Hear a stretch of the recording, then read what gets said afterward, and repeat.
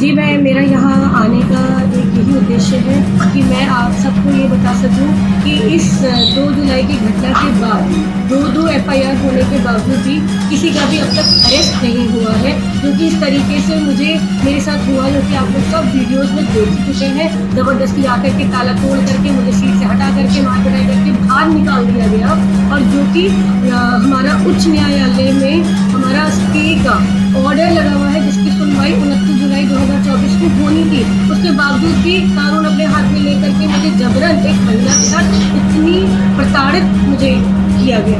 क्या चाहती हैं आप? सर, न्याय चाहती हूँ मैं। सर, मैं ये चाहती हूँ कि इन लोगों के खिलाफ जो FIR लॉन्च हुई है उसमें कुछ अरेस्ट हो, ताकि मुझे न्याय मिले। सर, मेरे बच्चों के सामने, मेरे टीचरों के सामने और पूरे देश के सामने जो मेरी इज्जत उछाली गई है सर, नौकरी खत्म, इज्जत खत्म।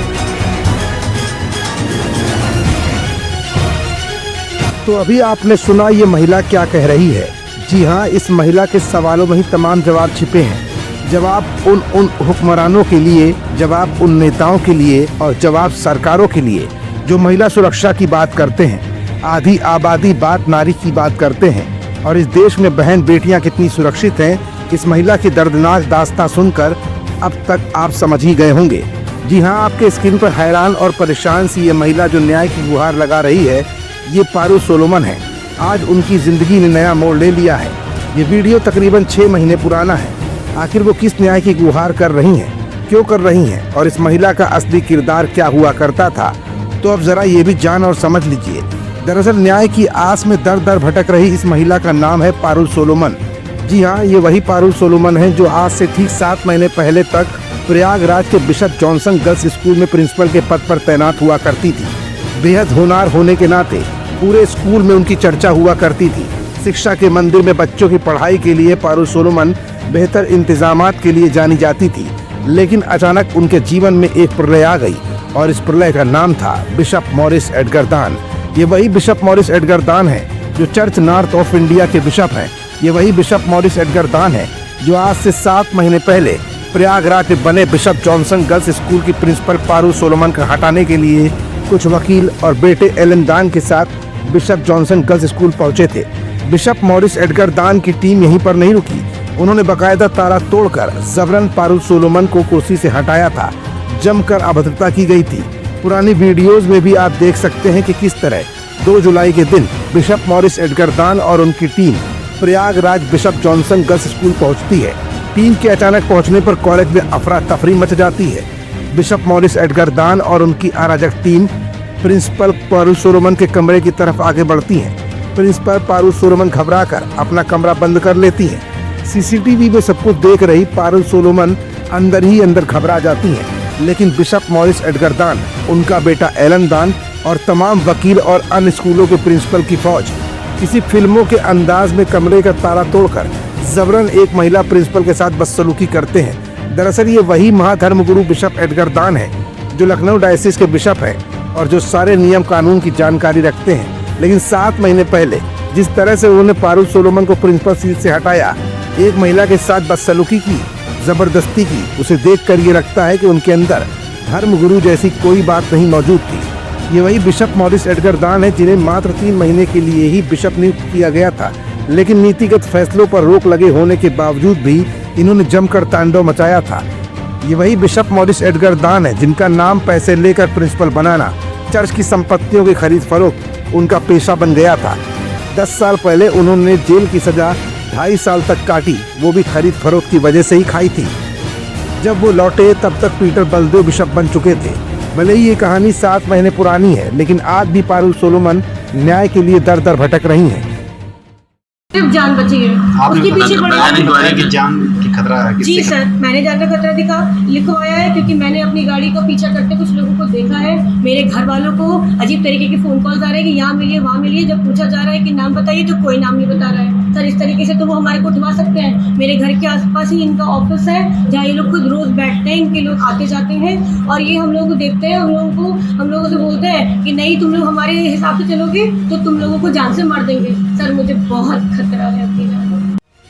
तो इधर 6 महीने पहले का वीडियो आपने दोबारा फिर सुना, जिसमें पारू सोलोमन अपनी जान का खतरा तक बिशप मॉरिस एडगर दान से बता रही हैं। लेकिन पावर और रसूख की पहुंच कम नहीं होती है। इतने दिन के बाद सब कुछ हो चुका है। बिशप मॉरिस एडगरदान की दिनचर्या मजबूती से चल रही है, लेकिन बिशप मॉरिस एडगरदान का कोई क्यों कुछ नहीं बिगाड़ पा रहा है। अब जरा ये भी जान ही लीजिए।